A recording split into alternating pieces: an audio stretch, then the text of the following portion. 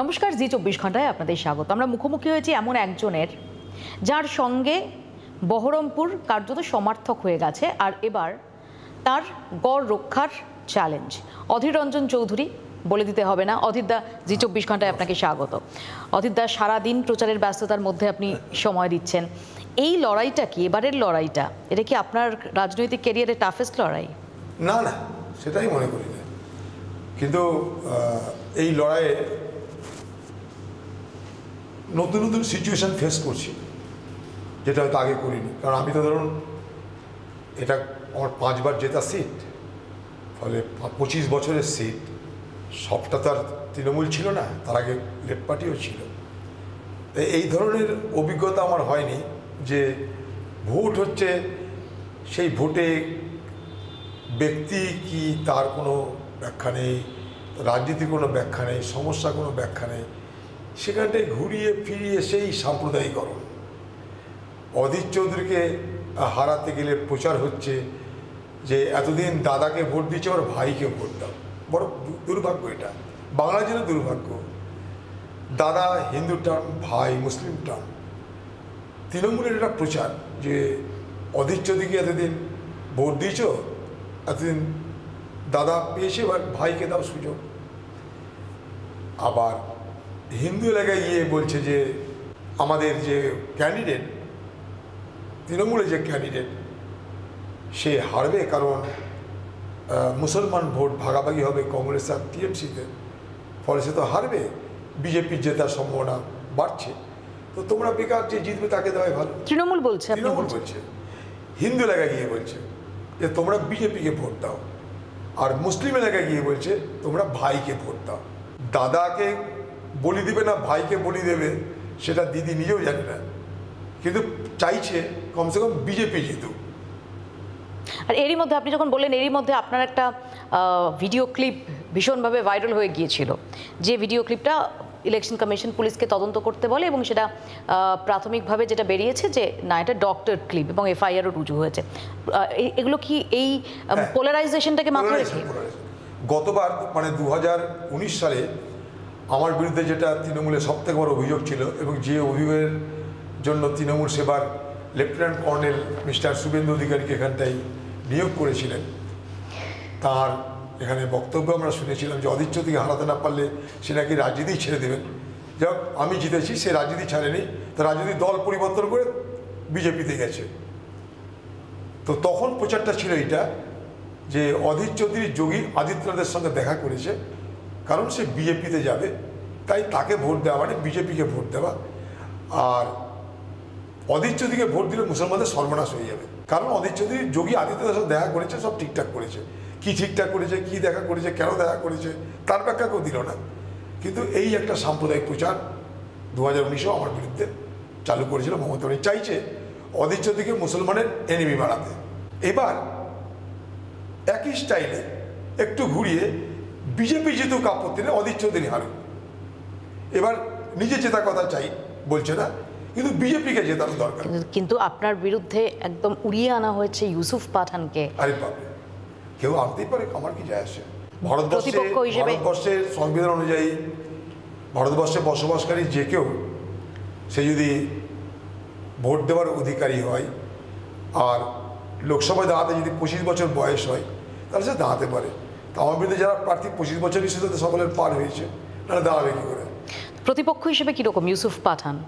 আমার কি যায় আসে এগুলোতে? কিন্তু এই বহরমপুর কেন্দ্র, যাতে সংখ্যালঘু ভোটারদের একটা বড় অংশ রয়েছে, আপনিও একটু আগে যে কারণে এত রকমের ইকুয়েশন চলছে, সেখানে ইউসুফ পাঠান তার প্রতিদ্বন্দ্বিতা করা, এবং আমরা যদি ধরে নিই যে ইউসুফ পাঠান তিনি কিছুটা ভোট কাটলেন, সেক্ষেত্রে বিজেপির প্রার্থী ডক্টর নির্মল সাহা তার অ্যাডভান্টেজ পাওয়ার সম্ভাবনা, অর্থাৎ এবার তো অনেকগুলো ফ্যাক্টর রয়েছে। ত্রিমুখী লড়াই নাকি অধীর রঞ্জন চৌধুরী শেষ কথা? না, গতবারও ত্রিমুখী লড়াই, ত্রিমুখী হয়েছিল, টিএমসি ছিল, বিজেপি ছিল, আমি ছিলাম। গত বছর আমরা দেখেছিলাম, গত বছর মানে 2019-এ, যে আপনি একা দৌড়ে বেড়াচ্ছেন এক বুথ থেকে আরেক বুথে, এবং আপনার যে ব্যবধান, জেতার ব্যবধান, সেটা 80,000-এর কাছে নেমে এসেছে। সেটা ধরে রাখতে পারবেন? বাড়তেও পারে। কিন্তু এর মধ্যে যদি দেখি 2021-এর যে বিধানসভা নির্বাচন, সেখানে প্রথমত এই জেলায় কোনো সিট এই জেলায় কেন, ওটা রাজ্যেই কোনো সিট নেই কংগ্রেসের, এমনকি বহরমপুর বিধানসভা সেটাতেও বিজেপি জিতেছে। তো কী হয়েছে তাতে? এতে নির্বাচনটা পাটিগণিত নয়, এটা একটা কেমিস্ট্রি, এটা মাথায় রাখতে হবে। 2021-এর নির্বাচনটা সম্পূর্ণ 60 কমিউনাল পোলারাইজেশনের উপর নির্বাচন হয়েছিল। অধীর রঞ্জন চৌধুরীর যে ম্যাজিক, সেই ম্যাজিক কি এখনো আছে? না, ম্যাজিক ট্যাজিক না, আমার সঙ্গে মানুষের সম্পর্ক আছে, মানুষের আমার প্রতি আস্থা আছে, ভরসা আছে বলে আমি বিশ্বাস করি। এবং না হলে একটা লোক 5 বার কী করে এমপি হয়? আমার যদি মানুষের যদি আমার প্রতি আস্থা না থাকতো, বিশ্বাস না থাকতো, আশীর্বাদ না থাকতো, দয়া দুয়া না থাকতো, 5 বারে কী করে এমপি হয়? বিশেষ করে বিরোধী আসনে বসে। অধীরদা, সরকারি দলে থাকলে হতে পারে। আপনি তো শুধুমাত্র বহরমপুরের সাংসদ না, আপনি সংসদে, লোকসভায় আপনি কংগ্রেসের সংসদীয় দলনেতা, আপনি একই সঙ্গে প্রদেশ কংগ্রেস সভাপতি, আপনি একজন লড়াকু রাজনীতিক, মাঠে ময়দানে থেকে লড়াই করা রাজনীতিক। কিন্তু এবার একটু কি বহরমপুর এবং সংলগ্ন এলাকাতে অন্তত 13ই মে অবধি হয় মালদা, না হলে বীরভূম অর্থাৎ মুর্শিদাবাদ লাগোয়া যে কনস্টিটুয়েন্সিগুলো, সেগুলো ছাড়া আপনাকে রাজ্যের বিভিন্ন প্রান্তে প্রচারে সেভাবে দেখা যাচ্ছে? কোথাও কি বহরমপুর নিয়ে আপনার এতটা টেনশন রয়েছে? আমরা তো মোটামুটি এবার কংগ্রেসে যদি ক্যান্ডিডেট বলেন, আমরা 6 থেকে 7টা জায়গাতেই তো কনফাইন্ড হয়ে আছে। তার মধ্যে আমি রায়গঞ্জে প্রচার করে এসেছি, 2টো মালদাতে প্রচার করা হয়ে গেছে, জঙ্গিপুরের প্রচার হয়েছে, মুর্শিদাবাদে প্রচার হয়েছে, বহরমপুরের প্রচার হচ্ছে। আমি আমার মতনই আছি, I am on my own style. আমরা দেখেছি রাহুল গান্ধীর ন্যায়যাত্রা এই মুর্শিদাবাদের উপর দিয়ে গেছে, এবং যখন যাচ্ছে সেই সময় দাঁড়িয়েও আমরা দেখেছি যে জয়রাম রমেশ, রাহুল গান্ধীর ছায়াসঙ্গী, তিনি তৃণমূল কংগ্রেসকে জোটের বার্তা দিচ্ছেন, যখন তার 30 মিটার দূরে দাঁড়িয়ে। জয়রাম রমেশ কী করেছেন তার ব্যাপার, আমাকে আমার মতো এখানে রাজনীতি করতে হয়। মল্লিকার্জুন খাড়গে কী বলেছে খোঁজ নিয়ে দেখুন। মালদা এসে মল্লিকার্জুন খাড়গে বলে গেছে তৃণমূলকে ভোট দেওয়া মানে বিজেপি হাত শক্ত করা, আর কি চাই? তো জয়রাম রমেশের থেকে কি এই অ্যাপ্রুভাল বড় নয়? তো আপনার কি মনে হয় না যে যখন রাহুল গান্ধী এ রাজ্যে এসেছিলেন, বিশেষ করে বহরমপুরে, তিনি যদি একটু কথা বলতেন, বিশেষ করে বহরমপুর যেটা লোকসভা নির্বাচনে গত 5 বার খালি হাতে ফেরায়নি বহরমপুর কংগ্রেসকে, সেখানে রাহুল গান্ধীর একবার প্রচারে আসা উচিত ছিল? কেন আছে? রাহুল গান্ধী যে ন্যায়যাত্রা করেছে, সেই ন্যায়যাত্রা আমাদের বহরমপুর লোকসভার মধ্যে তিনি গোটা রাত কাটিয়েছেন। গান্ধী পরিবারের একটা ব্যক্তি আমার লোকসভার মধ্যে গোটা রাত কাটাচ্ছেন। তিনি এখানটায় ফারাক্কা থেকে আরম্ভ করে আমার গোটা কনস্টিটিউন্সির বড় অংশ পার করে বীরভূম হয়ে ফিরে যাচ্ছেন ঝাড়খণ্ডে। তা রাহুল গান্ধী একদিন এসে কতক্ষণ থাকতো? 1 ঘন্টা খুব জোর। আপনার মনে হয় যেটা গোটা দিন গোটা রাত থাকলো, এটা কোনো ছাপ পড়বে? রাহুল গান্ধী যদি প্রচারে যদি ডাকতামও, যদি আসতো 1 ঘন্টা, আমি তো ডাকিনি রাহুল গান্ধীকে। আমার তো হয়ে গেছে মোর দ্যান সাফিসিয়েন্ট রাহুল গান্ধীর প্রচার। আমার রাহুল গান্ধীর প্রচার আমার পেট ভরে গেছে। কিন্তু অনেকেই বলছে যে রাহুল গান্ধী বাংলায় প্রচারটা এড়াচ্ছেন, তার কারণ বাংলায় এলে শুধুমাত্র তো বিজেপি বিরুদ্ধে বললে হবে না, তৃণমূল কংগ্রেসের বিরুদ্ধে যদি কংগ্রেসের হয়ে ভোট চাইতে হয় বা বাম কংগ্রেসের হয়ে, তাহলে তৃণমূল কংগ্রেসের বিরুদ্ধেও সোচ্চার হতে হবে। সেটা কি কোথাও এড়াচ্ছেন রাহুল গান্ধী? ভারতবর্ষের জাতীয় কংগ্রেসের সভাপতির নাম মল্লিকার্জুন খাড়গে। আপনাদের জানা আছে কি? মল্লিকার্জুন খাড়গে নিজে আসছে মালদায় প্রচার করতে, তিনি বক্তব্য রাখছেন। আপনি কি মনে করেন যে রাহুল গান্ধীর সঙ্গে যদি কোনো বিরোধ থাকে ভাবনার, তাহলে মল্লিকার্জুন খাড়গে এখানে এসে বক্তব্য রাখবে? রাহুল গান্ধী তার মতন করে ব্যস্ত আছে, তাকে ইউপি লড়তে হচ্ছে, তাকে কেরলে লড়তে হচ্ছে। আমাদের এখানে প্রয়োজন নেই, তাই ডাকিনি আমরা। রাহুল গান্ধীকে ডাকলে তবে তো আসবে। এই যে এই রাজ্যে ইন্ডিয়া জোট বাস্তবায়িত হলো না, তৃণমূল কংগ্রেস এবং তৃণমূল কংগ্রেস সরাসরি আঙুল তুলেছে আপনার দিকে। মমতা বন্দ্যোপাধ্যায় থেকে শুরু করে অভিষেক বন্দ্যোপাধ্যায় বলেছেন যে অধীর রঞ্জন চৌধুরীর জন্যই জোট করা সম্ভব হয়নি। যেভাবে অধীর রঞ্জন চৌধুরী তৃণমূল কংগ্রেসকে প্রত্যেক দিন বিদ্ধ করছেন, এভাবে জোট হয় না। তো কোথাও এটা কি আপনার উপর অতিরিক্ত প্রেশার? কারণ 10 জনপদ তো চেয়েছিল যে তৃণমূল কংগ্রেসের সঙ্গে জোট হোক, অলিভ ব্রাঞ্চ তো বারবার দেখানো হয়েছিল। শুধু তৃণমূল কংগ্রেসকে না, তো আমাদের তো কনসেপ্টটা এটাই ছিল যে ভারতবর্ষের বিরোধীরা ঐক্যবদ্ধ হওয়া দরকার। কারণ বিরোধীরা ঐক্যবদ্ধ হলে 63% যে ভোট মোদির বিরুদ্ধে পড়েছিল, সেটাকে আমরা কনসেন্ট্রেট করতে পারবো এবং তাতে মোদিকে হারানো অনেক সহজ হবে। সেই দিন মমতা ব্যানার্জি সব থেকে উৎসাহিত ছিল এবং তিনি বললেন আমি ইন্ডিয়া নামটাও দিয়েছি নাকি, রাহুল গান্ধীকে নেতাও বললেন।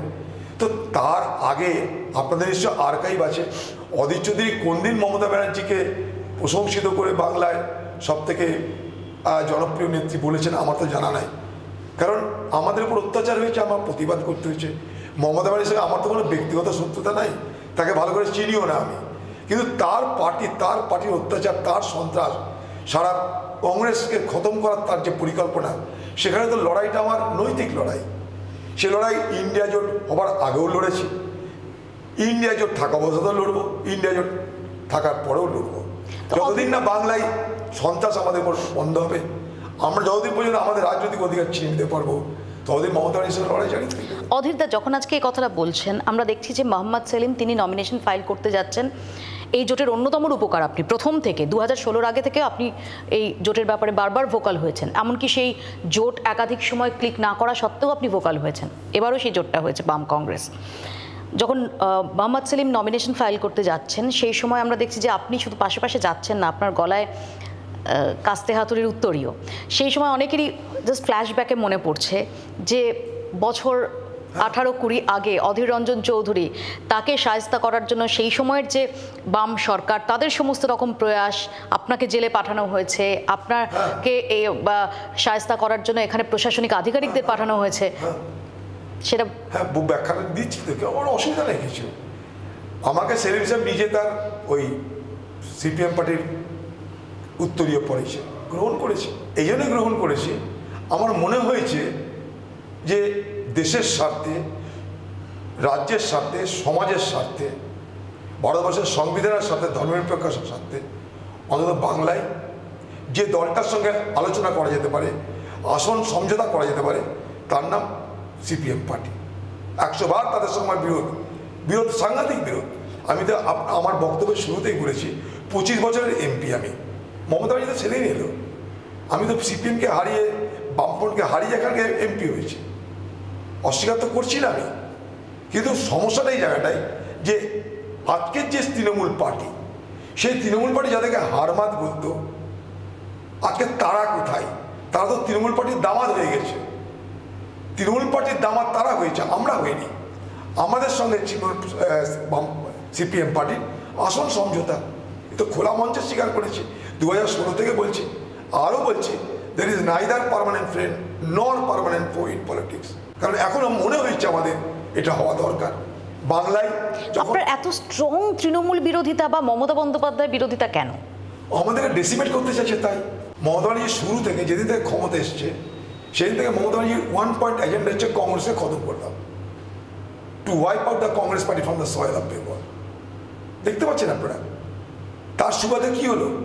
কংগ্রেস পার্টিকে খতম করতে গেলেন, বামকে খতম করতে গেলেন, জায়গাটা শূন্য হলো। রাজনীতিতে শূন্যস্থান চলতে পারে না, সেই শূন্যস্থান ভরাট করলো বিজেপি, আরএসএস। এই তো অবদান বাংলায় তৃণমূল। অনেকেই মনে করেন যে নরেন্দ্র মোদী থেকে অমিত শাহ আপনার ব্যাপারে একটু সফট। আমার জানা না কে মনে করে। পার্লামেন্টে আমার বক্তব্যের রেকর্ডগুলো তাদেরকে পড়ে দেখা উচিত একবার। আর পার্লামেন্টে মোদীর সমালোচনা করতে গিয়ে আমার কি হাল হয়েছে সেটা পার্লামেন্টের রেকর্ড দেখা দরকার। আমি এক্সপালশন পর্যন্ত হয়েছে আমার। ভারতবর্ষের প্রধানমন্ত্রী, তার কাছে নিশ্চয়ই কাজে যেতে পারি আমি।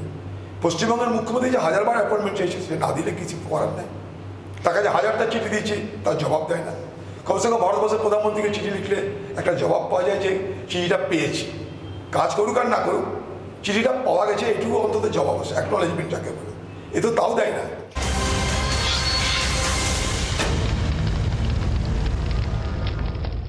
তো আমাকে একটা কথা বলুন যে কেন্দ্রে কংগ্রেস ক্ষমতায় নেই গত 10 বছর। যদি এবার এক তো হচ্ছে বিজেপি বলছে তারা 400 পার করবে, যদি ধরে নিলাম তর্কের খাতিরে, যদি তা নাও হয়, কংগ্রেস একক ক্ষমতায় সরকার করতে পারবে এমনটা নয়। এ রাজ্যে 4.5 দশকের বেশি সময় কংগ্রেস ক্ষমতায় নেই। তাহলে কেন মানুষ তারা অধীর রঞ্জন চৌধুরীকে বা অন্য কংগ্রেস প্রার্থীকে ভোট দেবে? এই জন্যই দেবে কি ভারতবর্ষের 400 পার মোদী আর বলছে না এখন, 1। 2 নম্বর হচ্ছে ভারতবর্ষের মোদীর যে জনপ্রিয়তা ছিল, সেটা কিন্তু এখন ডিমিনিশিং এফেক্ট শুরু হয়েছে, কমতে আরম্ভ করেছে। সাহারানপুরে কিছুদিন আগে প্রিয়াঙ্কা গান্ধী একটা পদযাত্রা করলো, অন্তত 1.5 থেকে 2 লক্ষ লোকের পদযাত্রা, যেটা ভাবা যায় না।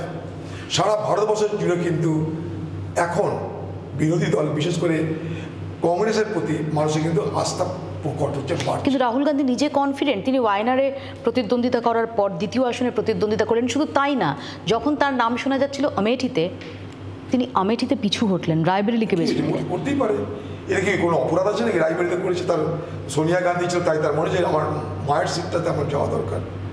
তার মানে এটা নয় যে আমেঠি আমরা ছেড়ে দিচ্ছি, সেখানে কংগ্রেসেরই সিনিয়র নেতাকে দেওয়া হয়েছে, সব জায়গায় রাহুল গান্ধীকে যেতে হবে তারই। আচ্ছা, অধীর রঞ্জন, এই রাজ্যে যদি আমি কংগ্রেস ধরি, অধীর রঞ্জন চৌধুরীর যে ঝাঁঝ, সেই ঝাঁঝ সার্বিকভাবে কংগ্রেসের রয়েছে, নাকি আসলে এ রাজ্যে কংগ্রেস ওয়ান ম্যান পার্টি হয়ে গেছে, ওয়ান ম্যান আর্মি হয়ে গেছে?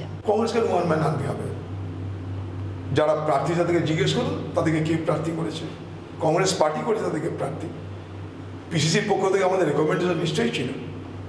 আর আমি পিসিসির প্রেসিডেন্ট, কিন্তু অধীর রঞ্জন চৌধুরী, আমি পিসিসির প্রেসিডেন্ট, আমার তো একটা দায়িত্ব থাকবেই তার জন্য। আমার প্রশ্ন অন্য, আমার প্রশ্ন হচ্ছে পশ্চিমবঙ্গে কংগ্রেস বলতে অধীর রঞ্জন চৌধুরীর নামটা যেরকমভাবে ভেসে ওঠে, সেরকম আর কোনো লিডারশিপ উঠে আসছে? সেটা অন্য ব্যাপার, আসবে আজ না হয় কাল। আমরা সাংগঠনিকভাবে আমাদের দুর্বলতা আসে, আমরা চাই আরও বেশি নেতা উঠে আসুক, আজকে না হয় কালকে আসবে।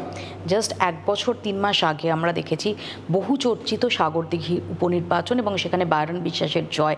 সাগরদিঘি মডেল, কিন্তু 3 মাস যেতে না যেতে যে বাইরনকে আপনার আয়রন মনে হয়েছিল, সেই বাইরন আমরা দেখলাম যে হাসতে হাসতে তিনি সিম্বলটা কিন্তু কংগ্রেসের এখন, এটা আমাদের জয়। বাইরন তো ব্যক্তি জয় জেতেনি, আমরা জিতিয়েছিলাম। সেখানকার এমএলএ কিন্তু সরকারিভাবে এখনো কংগ্রেস। কেউ পালাতে চলে গেছে, তাকে কারা বাধ্য করলো, কেন গেল, সেই খোঁজটা আপনাদের নেওয়া দরকার। পশ্চিমবঙ্গে এই রাজনীতিটা হচ্ছে কেন, এটা একবার আপনাদের খোঁজ নেওয়া দরকার। শুধু এটা আয়রন বাইরন বলে না, পশ্চিমবঙ্গ জুড়ে এটাই তৃণমূলের রাজনীতি। বিরোধী দলকে ভাঙিয়ে খতম করে দাও।